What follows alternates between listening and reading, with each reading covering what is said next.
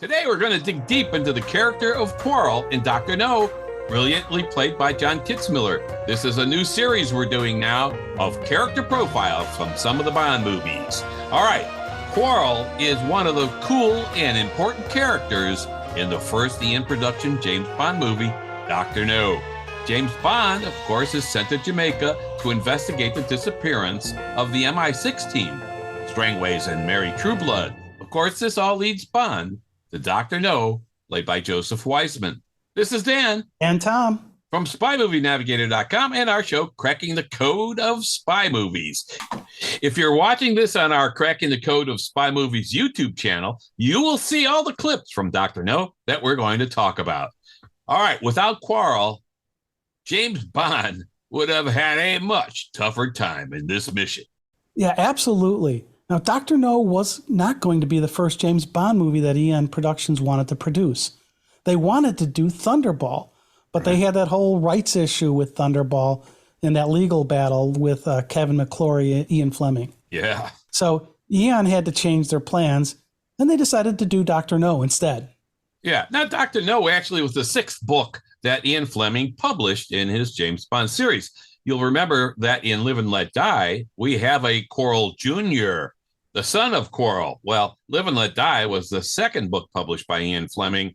And as we know from the Dr. No novel, Bond already knew Quarrel from 5 years ago in the Live and Let Die mission. So from the books, this happened before. So they kind of confuse us a little bit here. So we're starting out with Dr. the lack of continuity at the beginning. Yeah. Boom, right away. They have to invent another character later, the Quarrel Jr. character for Live and Let Die. All right, so Ian, having produced Dr. No in 1962 first, and both in the novel and the movie, Quarrel perishes. Well, when Ian got around to Live and Let Die, they needed a Quarrel again. So they invented Quarrel Jr., the son of Quarrel, played by Roy Stewart, who had actually been born in Jamaica. And we're first introduced here to Quarrel in a photograph at Strangway's house. Yeah. So when Strangway's assistant, Mary Trueblood, was murdered by the three blind mice, there's a picture on the credenza, and Quarrel's in that picture. Yeah. Now, in the novel, Strangway's place was burned to the ground. So, again, in the movie, got a little different scenario here. Yeah, they wouldn't find the picture probably in the novel. No. But so Bond is inspecting the property there, and he's there with Duff, right, Superintendent Duff. So he sees this picture of Strangways with another man, and apparently they'd been fishing. And Bond asks Superintendent Duff who the man that Strangways is with, and we get introduced to Quarrel, but we just know he's one of the local fishermen. Yeah, I mean, we don't know his name yet. The Superintendent Duff just says one of the local fishermen, like you said, but we are introduced via a photograph. Wow. Yeah, that's good. That's a good point. He is nameless in the scene. So let's go ahead and watch the scene and listen closely to hear he never says his name. Who's the man with Strangways? Oh, one of the local fishermen? He drove the car that tailed me from the airport. That's so. That gives us something to work on. I'll have a thorough check made on him. Yes, you do that. There are a few instances in James Bond movies where we're introduced to a character via a photograph who later appears in the movie. It has happened before, though, in briefings of the operations and missions and so on. Like Tanya in From Russia with Love. Here's a snapshot Kerry managed to get of it. Well, I don't know too much about cryptography, sir, but I like to could decode their top secret signals. The whole thing's so fantastic, it just could be true. That had occurred to me. I think he liked the picture that he saw of her. Yeah, I think he wanted that assignment. All right. Okay, Dan, we finally get Quarrel's name at the Queen's Club when Bond is talking with Dent, Plydell Smith, and Potter. Potter tells Bond that Quarrel has the most expensive charter for fishing. Bond wants to get to the bottom of why Strangways is in the picture with Quarrel and why he had hired Quarrel apparently for fishing trips. Yeah. Or was Strangways up to something else? Yeah. You mean the size of the fish in the picture wasn't enough for Strangways to hire this local fisherman? I mean, geez, that was gigantic. I mean, it looked like Quarrel was a good fishing charter to hire, but I think maybe Strangways was up to something else. Yeah, I guess with a fish like that, I'd hire him if I wanted to go fishing as well. Yeah, it didn't look like a fish story. Yeah. So Bond heads to the docks to look for Quarrel. Excuse me, where do I find Quarrel? Him. All right, Bond approaches Quarrel, who's busy painting part of the boat red. Quarrel wants nothing to do with Bond, as Bond is asking questions about Strangways and more. Quarrel has a red shirt and khakis on. But in the novel, though, Bond says, as he meets Quarrel again, that he probably has the same old faded blue shirt and the same khaki twill trousers that he had been wearing when Bond met him 5 years ago in Live and Let Die, if you remember, in the books. In the movie here, however, a red shirt is what Quarrel has on, and that stood out more against the blue waters and the sky for the movie. So I think for the purposes of the movie, he's got a red shirt on. Pretty cool, though. I'm a friend of Commander Strangways. Oh, ain't that nice? I like people whose friends are people. I thought you might be able to tell me what happened to him. As far as I know, nothing happened. Unless you know different, Captain. Where did you take him in your boat? See that, Captain? That there's the Caribbean. That's where. Fishing. I'm interested in fishing. I'd like to charter your boat. I'm sorry, Captain. It's not for hire. Seems I came to the wrong address. That's all right, Captain. Now, if you'll excuse me, I got business to attend to. John Kitzmiller plays Quarrel to perfection here. His facial expressions, as you can see if you're watching this on our YouTube channel, his body movement, the cigarette hanging out of his mouth, his preoccupation with the paint can and the stirring stick. We actually never see him paint anything. His interaction with Bond here is all flawless. Watch his eyes as he talks with Bond. He is dismissive in his talk and with his facial expressions and his eyes, but he's polite at the same time. Now, if you excuse me, I've got better things to do. Wow. I mean, the guy is terrific. Kitzmiller. Awesome. Yeah, he does a great job here. Yeah. We're also drawn into this scene because we're meeting Quarrel in person, not just the guy in the photograph. Yeah. And I think this is a great scene because it shows how efficient Bond is at finding key players in his mission quickly. Yep. Boom. Okay, I'll go down the docks and find Quarrel, and there he is. Yeah. And then second, Quarrel here is engaging yet distant, believable as the character on the Caribbean painting his boat, and he draws us right into the intrigue and challenges Bond faces and will face. This short scene is one of the revealing scenes in Dr. No, and it's so important to the unfolding of the story. It really is. It's terrific. And like you said, Bond finds one of the key players he needs to find to solve this mission. Yep. So, of course, Bond follows Quarrel as Quarrel walks away from Bond I like that. into the beachfront bar owned by Pussfeller. And we get this great scene in the bar. Well, if it ain't my friend, what gets addresses mixed. You got the right one this time if you likes good eating. I do, if the conversation matches it. Back at the boat, public. In there, it's different. Well, after you. Sure thing. Hey, man, you see we get a bit of privacy. Nothing but, Quarrel, nothing but.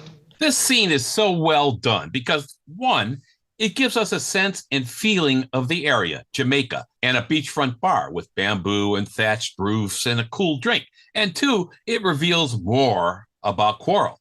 He knows Pussfeller well and is setting Bond up in a trap here once he sees Bond showing up at the bar and following him there. So Quarrel tells Bond that out at the boat, it was public, so he didn't want to talk there. But back here, it's private. So this is why he's going into the back room of Pussfeller's place, because he knows Bond is insisting on talking.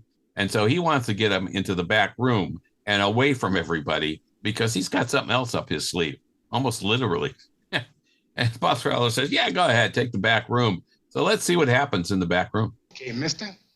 Supposing you start the conversation. Now, how's about it? All right, so here in this back room, authentic to the island, are cases of Red Stripe beer piled up in the storage room. You think they're empty cases. Now, Red Stripe is a true Jamaican beer. Yeah, I've had many in my time in Jamaica, yeah. Not a bad beer. And it's a great choice here because it is very popular beer in Jamaica. Yep. So anyway, Quarrel pulls a knife on Bond because he wants to get to know what the stranger is up to, and his dialogue is great. Kitzmiller's delivery is great, and it shows how distrusting he is of this British guy, and we also know that he's got this ally in Pussfeller. Remember that Quarrel followed Bond from the airport with another guy. And Bond lost them when Mr. Jones is driving the convertible with Bond. Right, yeah. So, I mean, listen to his voice and watch his actions. It's just really good. Even when he pulls out the knife here, he does it with authority and with confidence. I mean, it's just really good acting. It really is terrific. So now we find out that Quarrel and Pussfeller are working together as Pussfeller comes in and he puts his arms around Bond's arms to prevent him from getting a weapon out. Ain't no use you struggling. Pussfeller wrestles alligators. So that was pretty good at Pussfeller. He's like, boom, he's jumping right into. So I love the line that Quarrel says when he says Pussfeller wrestles alligators. But you know me, I looked it up. There are no alligators in Jamaica, only crocodiles. Now, that said, I never remember the difference between crocodiles and alligators anyways, but it was a miss here. And yeah, well, yeah, crocs are more aggressive. And hey, Pussfeller, I mean, he could have wrestled them in Florida. Who knows? I mean, Quarrel's not from Jamaica. He's a Cayman Islander. So there you go. You know. Okay. Who knows? Good point. Okay. Anyway, he wrestles alligators. I love that. No sense messing with him, and he throws them off like nothing.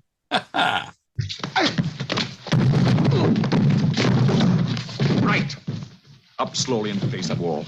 So when Bond throws off Pussfeller and kicks away Quarrel's knife and everything, I mean, you got to look at this. The Quarrel's face shows what a great actor Kitzmiller is here. He looks astonished, amazed that Bond got out of the grip of an alligator wrestler. He looks like, oh my God, who is this guy? I love it. Beautiful. Very cool. All right, this is perfect delivery, perfect body language, and Pussfeller and Quarrel at the time was showing that he was in control. But now, when Bond flips off and pushes off Pussfeller and throws them into the empty cases of Red Stripe, you know now who's in control here for a moment at least. It's Bond. It's pretty cool. Yeah, it really is. But then we see Felix Leiter for the first time, knowing that we're going to find out he's Felix Leiter. Yeah. And so that was kind of cool. I mean, we saw him at the airport, but we didn't know who he was. And it's kind of cool that we're going to see that. And so let's go ahead and play that clip as well. Riskin.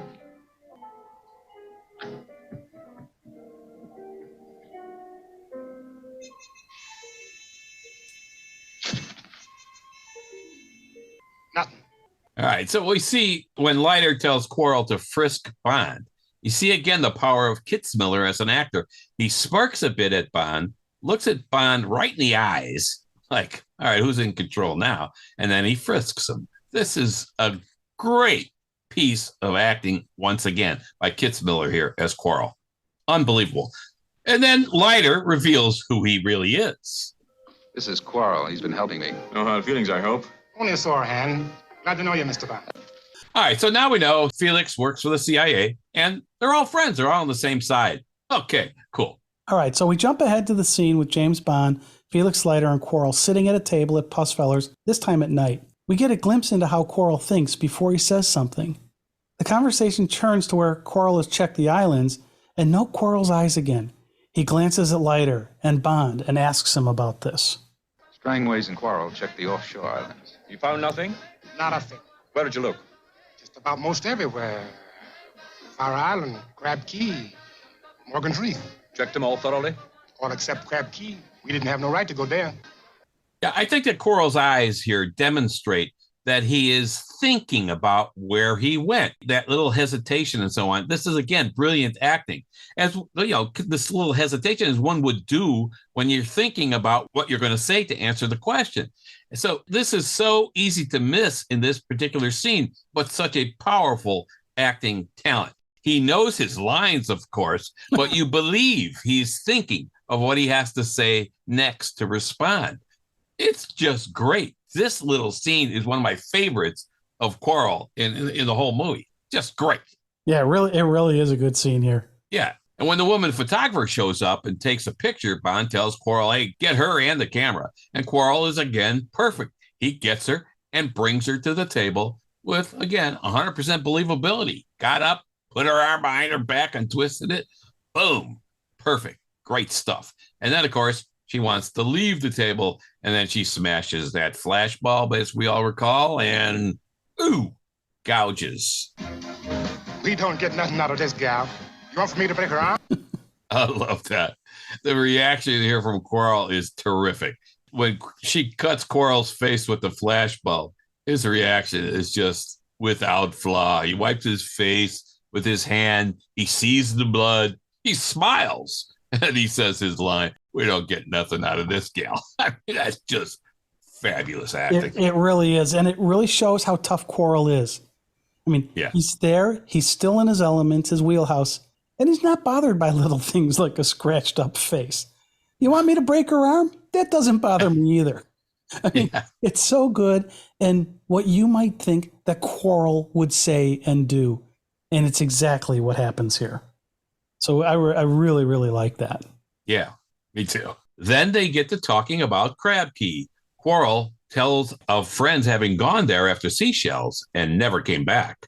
He's definitely uncomfortable here. And you could see that.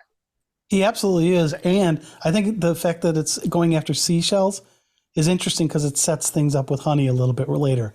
Yeah, that's true too. Let's go ahead and hear Quarrel explain this. That crab key scares me plenty. Friends of mine went out there once after seashells. Only trouble, they never came back again. None of the local fishermen will go near the place. Commander Strangways and me, we slipped in at night. He takes some samples. We came straight back again. Don't do for a man to hang about there. What kind of samples? Oh, bits of rock, sand, water. I see.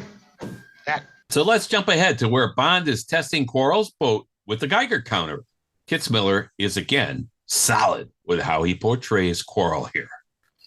Soon can you get us over to Crab Key?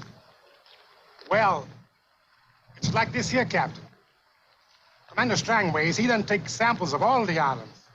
Suppose we start checking the nearest ones first. No.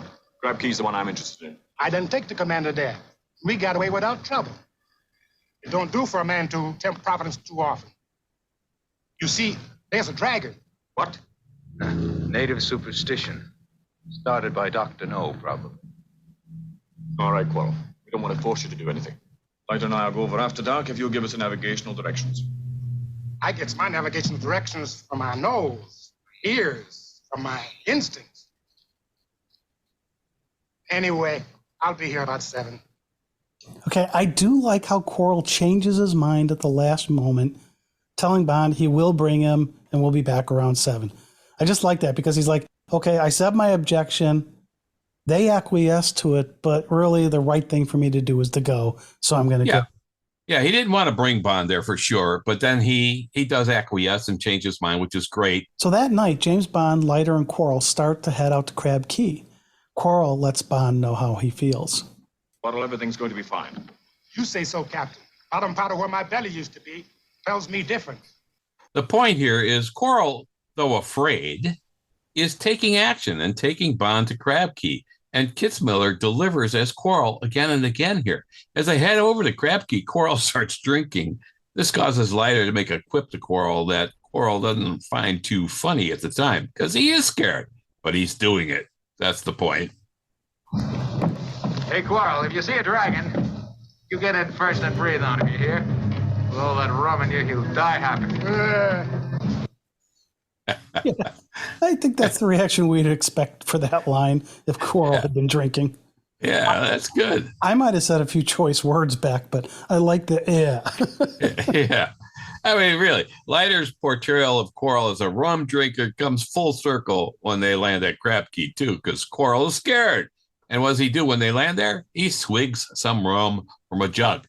But he does what Bond wants him to do. The scene, swigging the rum, is so solid and so believable again. You just feel that this is a natural for Quarrel.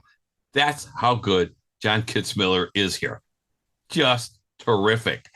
Great, short little scene, but brilliantly done again. Yeah, absolutely. All right, so they sleep a little bit, and Honey Rider shows up. Yeah, we all remember that. And Quarrel runs down the beach because he hears an engine of a boat. And once again, his face goes to work quickly, looking over Honey Rider. And then focusing on Bond again and the problem at hand. For a moment, he kind of forgets looking at Honey, though. That was like brilliant acting again. Like, of course, probably not acting, but at that moment. But man, that was terrific. That's all right. He's with me. Captain, what do you think of that? What's the matter?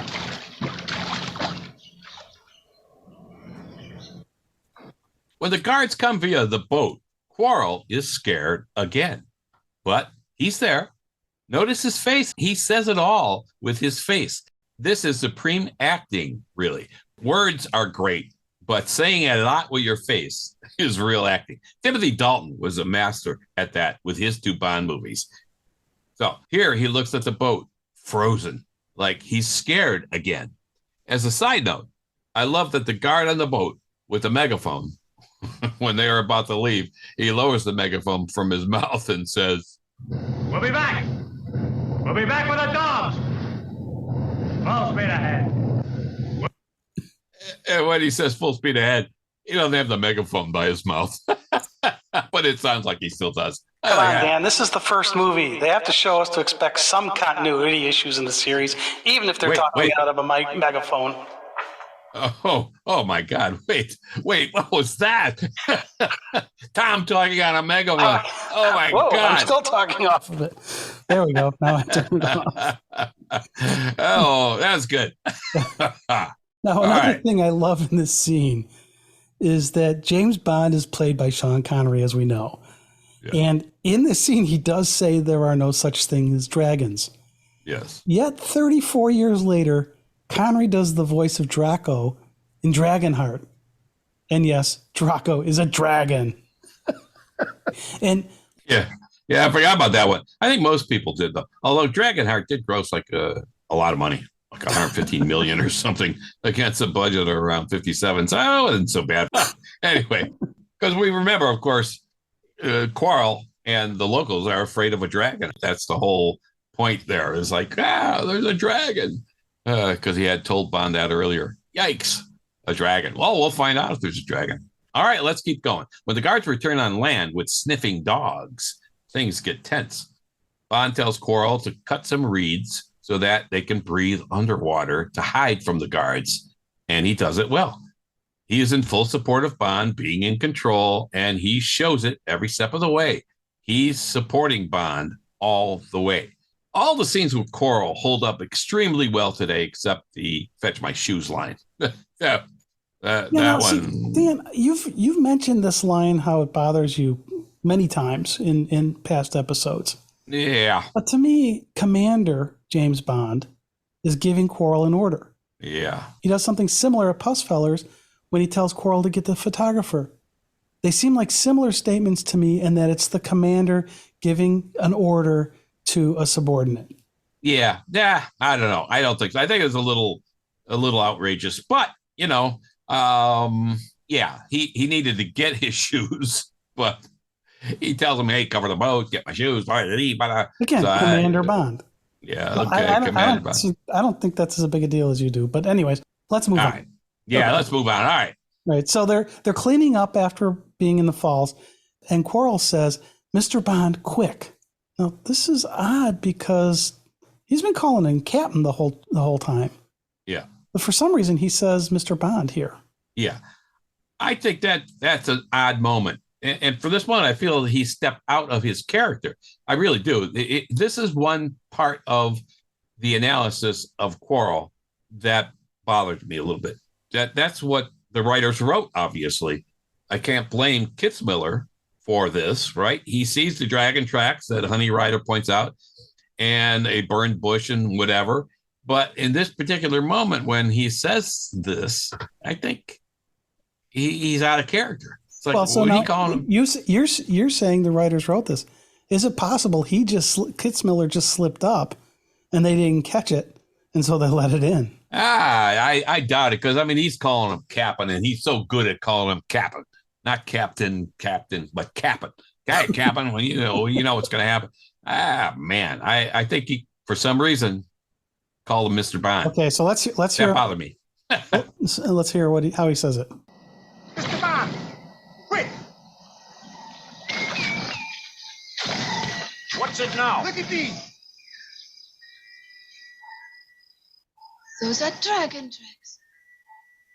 Oh, look, it's where he breathed. Captain, you all get some rest if you want to. I stay out here on watch in case he smells us out and comes looking for us. Right, and I'll take the second watch. Okay. Yeah. Now, Quarrel's face again says it all. He looks at the tracks, the bush, the burnt bush, his head snapping, going screen left and screen right and left and right again, communicating to us that he was trying to take this all in quickly and was concerned at the same time. I mean, again, excellent acting, excellent directing, and Kitzmiller pulls it off again as a very believable Quarrel in a time of crisis. I loved it. Loved it. Yeah. All right. So after Honey Rider tells her story about killing the man who raped her with the Black Widow spider, Quarrel comes running up to them again, but this time he says, Captain, quick, down here. Yeah. So he's calling Bond Captain here. Yeah. Not Mr. Bond. Let's take a listen. Captain, quick, down here. Whatever's coming, it's coming this way. This time I want to see it. So after they see the dragon tracks, they find the dragon. Yes, they do. Stay where you are. All of you. Stay right where you are. I think they were using the same megaphone. But we couldn't see them. Yes. Yeah. I mean, that was, it was good though, right? And then it breathes the fire out of the front of the thing. And it's okay. So Bond gives Quarrel instructions that when the dragon is in range, which is a diesel run dragon, as Bond tells Quarrel, that Quarrel should take the driver while Bond gets the headlights and the tires. Now, you know, realistically, I'm thinking, wait a minute. Bond just tells Quarrel to take the driver. Well, you know, from what we know of Quarrel, just from this mission, this is not his thing, right? He doesn't shoot guns on a regular basis or fight dragons, for that matter. He doesn't hold the gun right. Yeah, we know he's helped Leiter to a degree. That was said earlier, but we do not know to what degree he helped. So him taking a pistol and having such a responsibility as taking out the driver is huge. I would have thought Bond would have said, hey, I'll take the driver. You try to hit the lights, Quarrel. But no, didn't happen. And to support what I'm saying here about him taking out the driver, you can see the hesitation in Quarrel's face as he's firing the gun. Like, hey, I don't do this kind of thing much, and I'm trying to do what you want here, Bond, Captain. But it's all said in brief seconds with his face. Again, really, really solid acting on Quarrel's part. Now, unfortunately, the battle against the dragon finds Quarrel on the receiving end of the flames.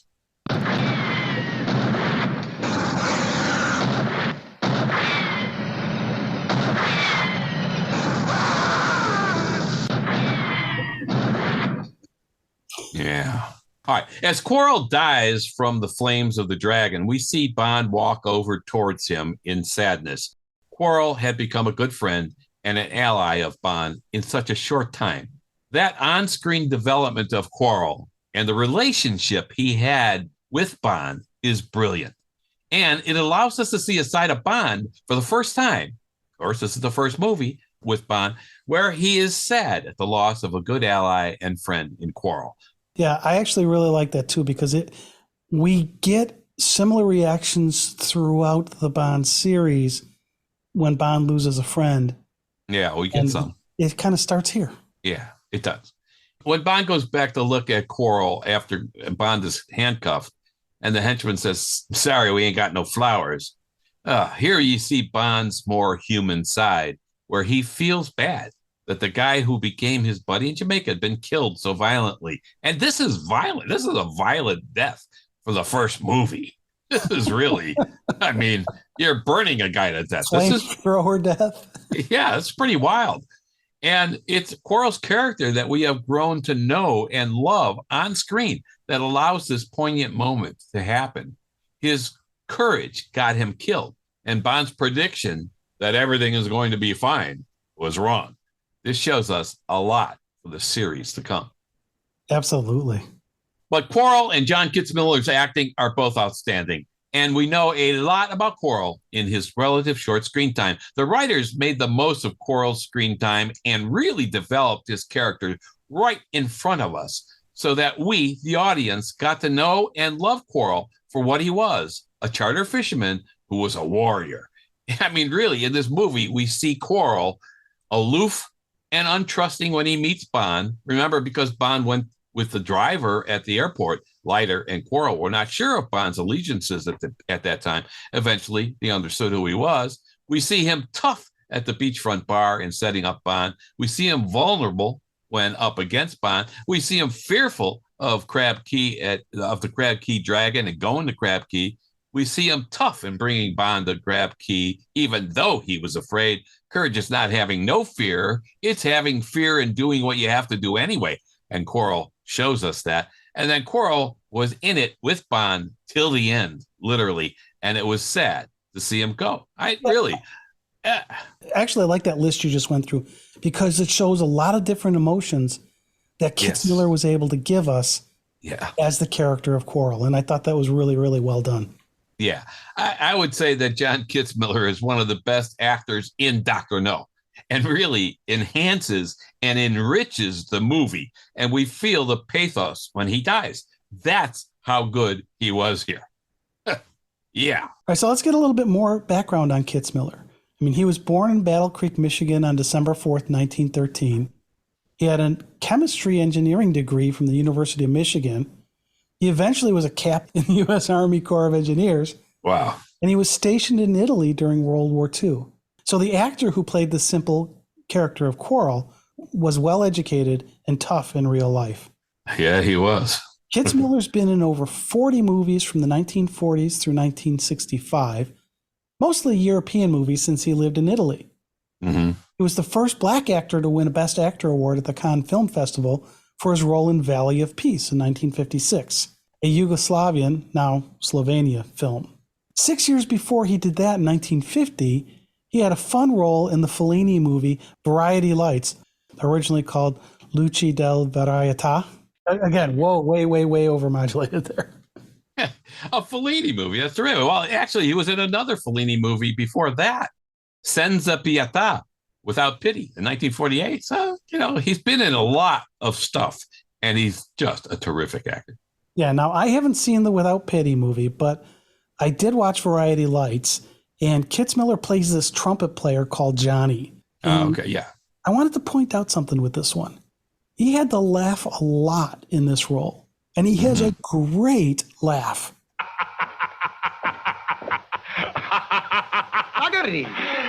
Piaciuto molto, it was very funny, bellissimo. Ma dai qua, brutti tempi per gli artisti. Tu artista?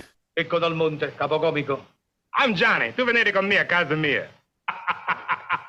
And I just love that laugh.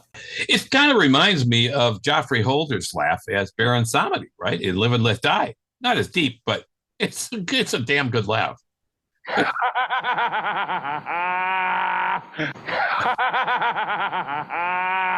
Yeah, so unlike his more serious role as Quarrel in Dr. No, it's nice that in Variety Lights he got to show us some humor.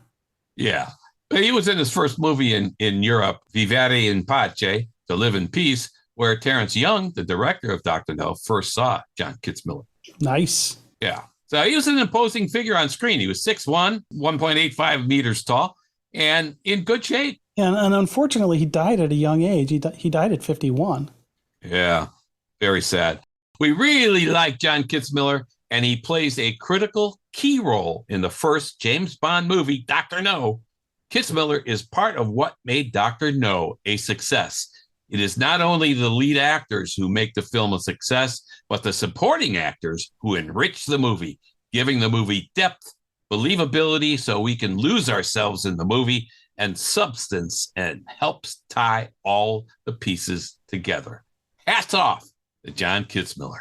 Now we're going to do more of these character profiles because they're fun, they're meaningful, and highlight actors like John Kitzmiller here. Actors who need to be called out on stage for an encore. Yeah, there you go. I'm applauding. All All right, that's a wrap. This has been Dan And Tom. from SpyMovieNavigator.com. We hope you enjoyed our look at John Kitzmiller and how his performance in his role of Quarrel helped shape Dr. No. Please subscribe to our podcast in your favorite podcast app. We also have this as a video if you check out our YouTube channel. Both the podcast and the YouTube channels are called Cracking the Code of Spy Movies. Thanks for spending time with us. We appreciate it.